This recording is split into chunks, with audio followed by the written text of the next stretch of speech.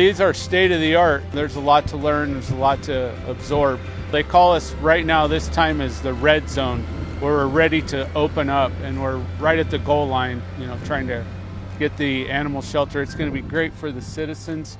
Really what's going to be great for are the animals that are here. It's going to have 18 air changes an hour. It's going to be so much more pet friendly for the animals that are housed here.